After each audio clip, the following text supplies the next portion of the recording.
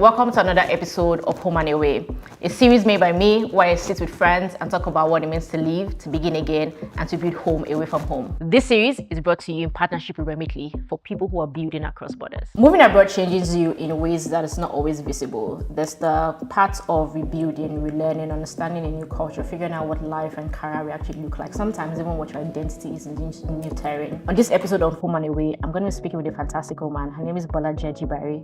I know her from social media. She's a creator, a founder, an educator, and many other things. We're going to talk about ambition and faith and talk about how she has been able to help businesses and other creators tell their own stories, but also what moving to Manchester for a master's has done in terms of reframing her identity. So make sure you stay and watch this episode today. How would you describe yourself in 3 words or 3 phrases? Troublesome, stubborn, and a nerd. Explain. I am very troublesome. I might look quiet, but I am very argumentative. I am stubborn because I've heard that a lot in the relationships I've been in. And myself and my mother were always at crossroads that nobody wants to give. And I'm a nerd because I would rather be in my house reading a good book than be outside. How would you describe this phase of your life living in the UK? I'm in the in-between season. Explain. One thing I want to do, if you ask me what do I want to do, like maybe next week, I know I'm moving out of my current apartment. But I currently just trying to figure out, do I want to get a full-time job? Or do I really want to build my brand again in the United Kingdom? Because moving here as a student I've always wanted to do my master's in digital marketing because I graduated from Ladoke University. I studied computer science and I got into KPMG, the graduate program, but then I couldn't resume working because COVID. And then when it was time to resume working, I was already making millions, so there was no use going back to go and work as a graduate trainee or something like that. But right now, I'm just trying to figure out, do I want to work full-time? Because I've been getting rejections, and you know when you get rejections, people tell you, you get like this automated rejection, but I'm getting like detailed feedback, and they're telling me it's worse, I think, because it's more painful. And then when you hear, you're overqualified for this job, or you are too, or somebody's telling me you don't have agency experience, and I'm like, how am I going to get the agency experience if you don't give me a job? Because I'm not going to apply for an internship, bro. I've had to reduce my number of years on my CV trying to like maybe even get my foot through the door, but it's like it's not working. So I'm like, I've stopped applying generally. I'm like, you know what, I'm done. So I'm in the in-between phases of my life, trying to figure out what it is I want to do next. Which is why, if you guys are watching, I'm going to be gallivanting the world next year because I don't know what I'm going to do. Fantastic stuff. So I feel like maybe I will figure it out in another country on vacation. But what has it been like building your brand? Like when you think back to when you started to now, like talk me through some of the pivotal moments to where you are right now, but also tell me how each of them has felt, right? So not just, when I hit this, or when I moved to London, or when I moved to this, but I also want to understand what that moment or that decision, what it felt like for you. That's a very good question. Ask good questions. And I think that for me, maybe because I'm kind of like a reflective person every single time, I am a numbers gal. I thrive on the data, especially when it comes to my career. You work in talk shows, you need to review the numbers and see how well you're growing and everything. There's been a lot of pivotal moments for me, and I think it was it yesterday, I was saying on my story on social media, and I was like, I think I'm going to start a new Instagram account, or I think I'm just going to let this one go or anything, because I haven't grown at all on Instagram. And then on YouTube, I am hitting nothing less than 1,000 subscribers every single month, and sometimes every single week. And I'm like, what's going on? So I feel like there's been different moments in my life, and I can't pinpoint one, but I feel like at every single stage for me, I hit a milestone, I just keep on going. I hit a milestone, I keep on going. It's not, I don't just stay and Okay, so I was stuck on 5K subscribers when I moved to the UK on YouTube. I had no idea what a strategy was for YouTube. I had no idea that you needed a strategy to grow. I was posting vlogs and I was posting sit-down videos on the same on the same channel, and then I discovered that you can't be talking about the same topic to the same people, because people are watching your sit-downs more than they're watching your vlogs. And I had to like separate my channel, which is weird because why do I have 2 channels? But apparently both of them are growing at the same pace. So for me, I wouldn't say there is like a specific one, except if you ask me to say one particular one based on that. But for me, I'd say based on my career, not the 9 to 5, I have definitely grown more since I moved to the UK. What's the catalyst for that? Except the brown design, what do you think is the catalyst? Is it just the maybe, or the mindset of now I have to take it seriously because I'm paying in pounds rent, or is it something that you picked up by learning and watching people from being here? What did it? I've always been a goal-getter from Nigeria. I've always been, I remember Salem one day was like, you and consistency. It's like this. Like, I remember that I lost my account one time and I created a new one. I lost that one, I created a new one. And then I just kept on going until I got my account back. Yeah. So I've always been a go-getter. So it wasn't about other people for me or what I saw. It was about tapping into the opportunities that this country presented to me, because I'm like, there's so many opportunities here. I need to take charge. I need to take control. I need to dominate. I need to be known in this space for something. I did not just want to be part of the crowd. I wanted to stand out. But I also did not want to stand out too much because like I said, I stutter a lot and I get really, how would I say it, shy at first, and it takes time for me to like integrate if you're not like having a conversation with me directly. I also realized really fast that all those marketing networking events were not for me. I'm sorry, that we'll be hanging around with glasses of wine. I'm sorry. I'm not in the mood to walk up to 10 people and be introducing myself every single time if I'm not attending like a speaking event, or if I'm not like maybe a speaker or maybe an event that I paid for, because it's exhausting. And at the end of the day, when you go home, you just have like people's contacts that you probably will never ever talk to again. So for me, I'd say, yeah, that's it. I knew that, okay, this is what I needed to go. And I knew that even right now, I know that there's a place I need to be. I try as much as possible not to compare myself to everybody, because there are some weeks I say, I'm not going to work today. I'm not going to do anything today. I don't care if I have bills to pay. I'll be fine. Last, I'll call my father. Fair enough. Last, I'll call my father. He'll convert Naira. I will be fine. So first thing you do in the morning when you wake up? Carry my phone. I open my eyes and I pray. Manchester or London rain or Lagos heat? London, whatever it is. Manchester, the rain. Lagos heat. Lagos. You know why I pick London rain? Because I can be inside my house. I don't need to be outside. I don't need to be under the rain. No, if you're under the rain, pick that. I would rather pick Lagos heat over Manchester rain. No, I'm inside. Like, it was raining this morning. I'm inside. Lagos heat. At least you have fan and AC. Yeah. A song that feels like home? Anything that's Afrobeat. The blessings. Sing it. May his favor be upon you and 1,000 generations. Yeah. Wow, this baby's shaming me. It's the blessings. And that's why anybody that's like doing their birthday or anything, that's what I always pray for them. Okay, you can send me my own. Yeah, it was like 3 weeks ago. I'll send it to you. So what does peace of mind look like right now? I think peace of mind for me right now would look like figuring out what I want to do next. Yeah, I think that would be what it would look like for me right now. I think peace of mind for me right now is when I'm home by myself watching TV.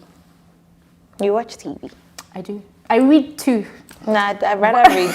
I'd rather read. Well, I do. Read. I watch TV and play games, particularly to decompress, because I feel like when I'm reading, I'm actively learning.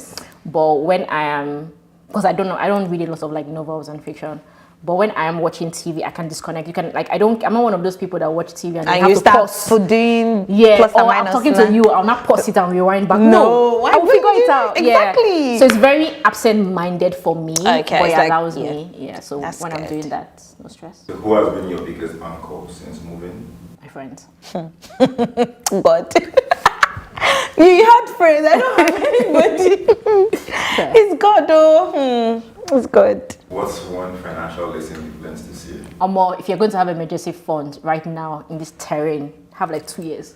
Because in my Bro, before it's like 6 months, 3 months emergency fund, but if you're gonna have it, you're gonna create a job. 2 years. They're talking from experience. Yeah. I'd say staying at home is not that expensive. Honestly, like I've saved more from cooking for myself and being home. True. I've saved more from not ordering food. I've saved so much. Yeah, What does becoming mean to you? Finding myself and being myself, being whole. being whole. Yeah, instead of becoming whole. Biggest career lessons? You can just do things. You can just like start a new job, move countries, quit your job, start a business, apply 100 times, get a lot of no's, send a DM, but you can just do things. That's basically what I want to say. But to say something different, I'd say don't be afraid to call the money that you want to charge, because these brands have money. But I've come to charge. Sometimes you think that you're worth this, but you're worth more. And I feel like I learned it this December when I just called the price and the brand said okay. I say, no, I should have called more money. But don't be afraid to charge what you want. Yeah. Biggest ambition? Wildest dream? I want to be a trophy wife. Is that too much to ask? I want to wake up. You've seen them on Instagram. They come downstairs, they open the door, open the window, spend the day with me as I take care of my two. But you have to read brief and make me do. Like, I just want to be a trophy wife or maybe a princess. To be honest, that's my ambition. I just want to be a trophy wife or princess. Well, princess is your father that would have done that. I know, right? No, I can marry. You can a marry prince. into. Or maybe a Dutch or duchesses, that'd be what they call them. Okay. What's yours? It's serious, so sorry. Saint. No, it's okay. It's okay, that's serious. I'm sorry, I'm tired of working. Do you want to continue to work till you're old? No. I think my biggest ambition is to like retire within the next 10 years. Very That's very a rich. good ambition. Yeah, but to have done that based off of building a business that impacted millions of people. And that's really good. That too, but I don't But mind. the other one too. No situation, myself enjoy life. Option is good. No You don't have to situation, work. they enjoy life. You offer the full-time role that's stable but limits your creativity.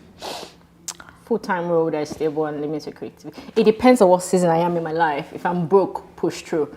If I have enough savings, let it go. Actually, that what she said depends on the season, but my creativity to frustrate me, let it go. A close friend says you've changed since moving abroad.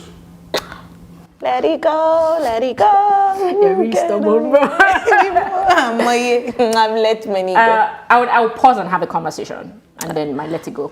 From the point where the close friend came to that conclusion that you have changed, I promise you that they've let it go.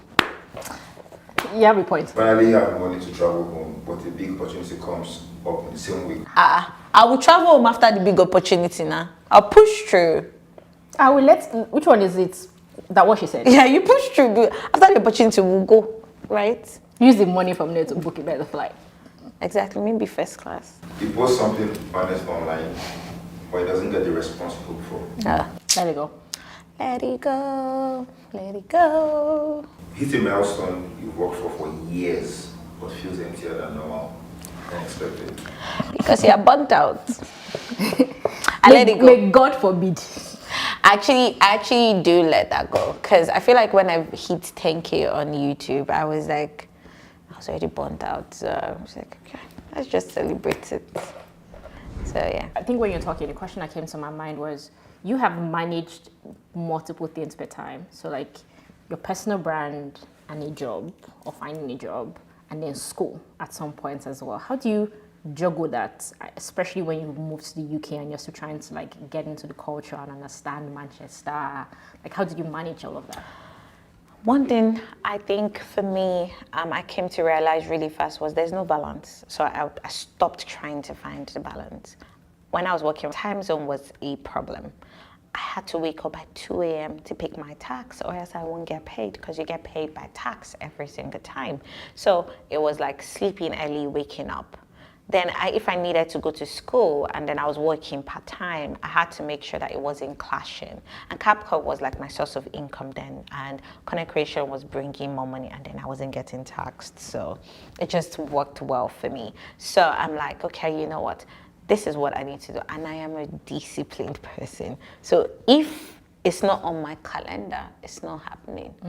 If I don't put the hangouts on my calendar, and then when I just came to the Even UK, for me to parent, sometimes I put it on my calendar. nice, it's scheduled. I don't.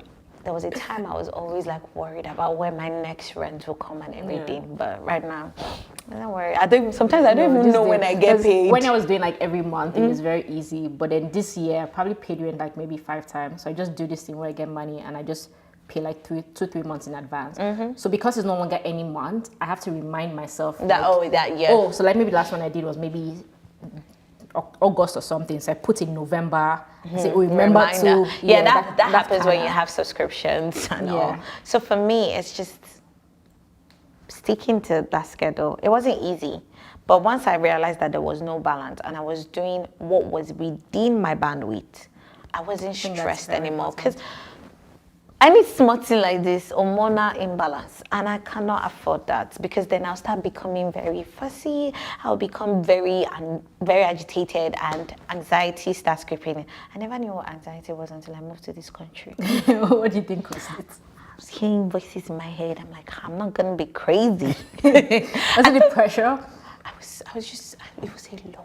Yeah. Actually, when you're a student, you don't know where your next rent was coming from, and then you prided yourself with, I was never owing before, and I came to this country and I was not owing one person. I was owing one person, but I felt so good. But yeah, once you realize that there's no balance and you do things within your own bandwidth. My final question for you, as a woman who is in the in-between, like you said, and to other women, because I think at this stage of our lives, many of us are just trying to figure stuff out. What would you say has been the biggest lesson you've learned that could potentially help somebody else? You need to discover yourself, and you need to be more focused on being whole than trying to fit in. Because if you are whole, everything just balances out. I don't know how to explain it, but I've come to that point of I want to be whole in every area of my life. I want to be whole spiritually, financially, physically, before I get to maritally. Because once I'm whole, I feel like I have everything figured out. I know that, okay, this is how I want to dress. This is how I want to be perceived. It boils down to the kind of clothes you have in your wardrobe, the kind of shoes you wear. I'm not going to inconvenience myself if it's not a dinner I'm going for, because moving to the UK, everybody's wearing sneakers.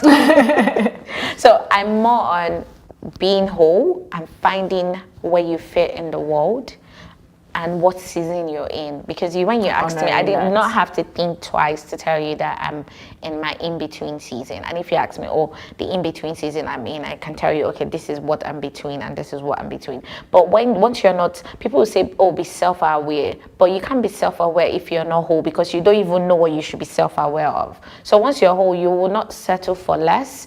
You would not, somebody was telling me, I was speaking to her on Sunday, and we were on a campaign together. Apparently, she worked with the brand first, and I worked with the brand secondly.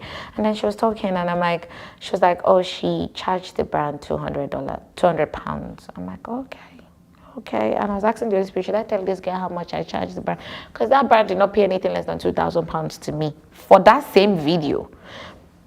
Because I know I might not have the views, the followers and everything, but it doesn't, when a brand offers me £200, I'm like, you're not just paying for the number of views on my page. You're paying for me being able to interpret your brief. You're paying for me to script. You're paying for me to film, to edit before I now post about it. That's what you're paying for. So whatever I'm charging you is covering that, and 200 pounds isn't worth it. So when you're whole, it boils down to your work, it boils down to the kind of money you settle with, it boils down to the kind of friends you have, the kind of things you take when it comes to family. Some people in my family that they know they cannot bring that nonsense near my side. They can bring it to my father's side, but don't bring it near me. So yeah, I'd say discover yourself and focus on being whole. That's all I say. That's a really good one. I like it, and I agree as well. It's like if you take care of yourself in all the ways that you can, every other thing will fall into place. Yeah. And you won't be able to take any bullshit anyway. I think what I really loved about this episode was that it was very honest. So thank you for sharing yourself and the woman you're becoming very transparently with me. Also teaching me some lessons on next brother come to me. Ask them for price. To be honest. And it was also like just very relatable as well. I think that you're fantastic, and I hope that the next year of travel is good for you and you figure out this in-between season. Yeah, this in-between season. Maybe, hopefully, if you bring me back again, I will know what exact season. We'll say it when I send you a DM, apply again. But guys, thank you so much for watching this episode. I hope you enjoyed it, and I'll see you in the next one.